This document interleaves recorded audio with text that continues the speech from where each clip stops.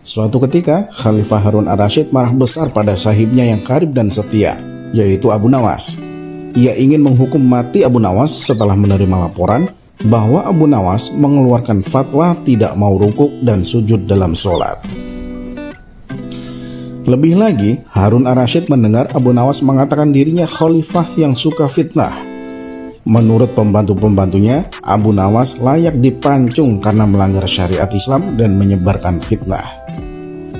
Khalifah pun terpancing, tapi untung ada seorang pembantunya yang memberi saran. Hendaknya Khalifah melakukan tabayun dulu ke Abu Nawas. Abu Nawas pun digeret menghadap Khalifah. Kini ia menjadi pesakitan. "Hei Abu Nawas, benar kamu berpendapat tidak rukuk dan sujud dalam sholat?" tanya Khalifah ketus. Abu Nawas menjawab dengan tenang, "Benar saudaraku." Khalifah kembali bertanya dengan nada suara yang lebih tinggi, "Benar kamu berkata kepada masyarakat bahwa aku, Harun ar-Rasyid, adalah seorang khalifah yang suka fitnah?" Abu Nawas menjawab, "Benar saudaraku." Khalifah berteriak dengan suara menggelegar, "Kamu memang pantas dihukum mati karena melanggar syariat Islam dan menebarkan fitnah tentang khalifah." Abu Nawas tersenyum seraya berkata, "Saudaraku, memang aku tidak menolak bahwa aku telah mengeluarkan dua pendapat tadi.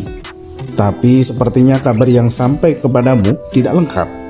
Kata-kataku dipelintir, dijagal, seolah-olah aku berkata salah." Khalifah berkata dengan ketus, "Apa maksudmu? Jangan membela diri. Kau telah mengaku dan mengatakan kabar itu benar apa adanya." Abu Nawas beranjak dari duduknya dan menjelaskan dengan tenang, "Saudaraku, aku memang berkata rukuk dan sujud tidak perlu dalam sholat. Tapi dalam sholat apa? Waktu itu aku menjelaskan tata cara sholat jenazah yang memang tidak perlu rukuk dan sujud. Bagaimana soal aku yang suka fitnah?" tanya Khalifah. Abu Nawas menjawab dengan senyum, "Kalau itu aku sedang menjelaskan tafsir ayat 28 surat Al-Anfal yang berbunyi, 'Ketahuilah bahwa kekayaan dan anak-anakmu hanyalah ujian dan fitnah bagimu.'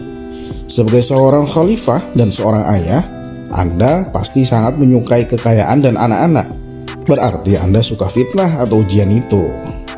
Mendengar penjelasan Abu Nawas yang sekaligus kritikan, Khalifah Harun ar-Rasyid tertunduk malu, menyesal dan sadar. Rupanya kedekatan Abu Nawas dengan Harun ar-Rasyid menyulut iri dan dengki di antara pembantu-pembantunya.